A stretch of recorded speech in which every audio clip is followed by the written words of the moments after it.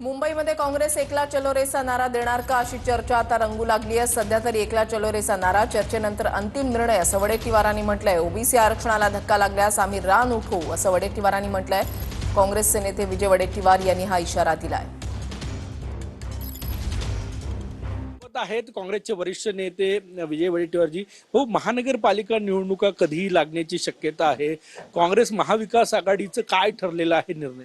नाही, महाविकास आघाडीचा निर्णय चर्चा चाललेली आहे। आता होऊ द्या, निवडणुकीचा कार्यक्रम पुढे आला की आपण कसं पुढे जायचं आम्ही ठरवलेलं आहे।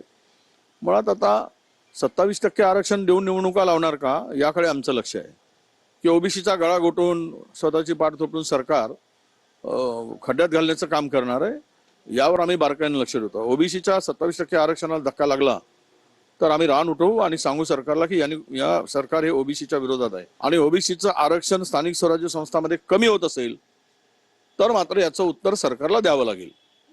मुंबईत महायुती एकत्र लढणार आहे, काँग्रेस कोणासोबत लढणार? नाही, काँग्रेस मुंबईमध्ये ठरलाय की काँग्रेसनी एकला चलो आता तरी त्यांचा नारा आहे।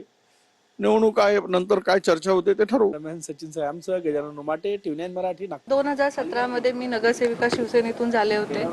त्यानंतर समाजकारण करण्यासाठी ह्या अभिषेकनी मला या राजकारणात उतरवलं होतं आणि त्यांना हेल्प म्हणून मी समाजकारण करायला लागले। त्यानंतर 2 वर्षाआधी 1-1.5 वर्षाआधी अभिषेकची निर्घृण हत्या झाली।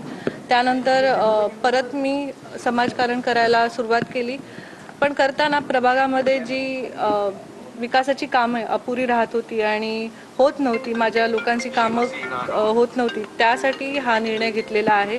खरं तर ठाकरे कुटुंबांना सोडण्याचं खूप कठीण निर्णय होतं, कारण ते एक माझं परिवार होतं आणि खरं तर त्यांच्याबरोबर मी अखेरपर्यंत माझे ऋणी राहीन, कारण त्यांनी मला एक नवीन ओळख दिली, नवीन चेहरा दिला, त्यामुळे त्यांना मी नाही विसरू शकत। फेसबुक पोस्ट बरेच काही सांगून झाले, तुम्ही फेसबुक पोस्ट केलेला आहे की ऋणानुबंध राहतील, निष्ठा मी कायम राहीन, मात्र काही कठीण कारणामुळे तुम्ही निर्णय घ्या। आता देखील तुम्ही बोलात काही वेदनेतून जातात, काय नेमकं घडलं? जशी अभिषेकची निर्घृण हत्या झाली होती त्यानंतर हायकोर्टमध्ये जी केस चालली, नंतर CBI मध्ये जी मंदगतीने केस चालू आहे त्याचा अजूनही फैसला झालेला नाहीये।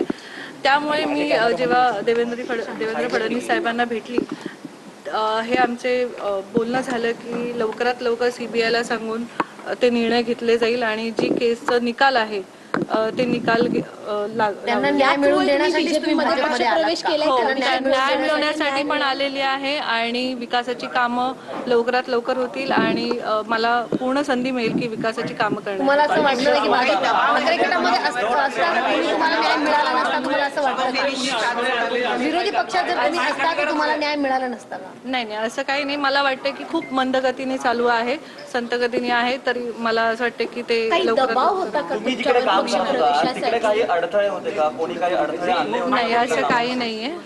काही दबाव होता का तुमच्यावर? नाही, असं काही नाही। उद्धव ठाकरेंची काय चर्चा? उद्धव ठाकरेंची काय चर्चा झाली? तर तेजस्वी घोसाळकर यांचा नुकताच भाजपमध्ये प्रवेश झालेला आहे। ठाकरेंच्या शिवसेनेला त्यांनी जय महाराष्ट्र केल्यानंतर त्यांची प्रतिक्रिया।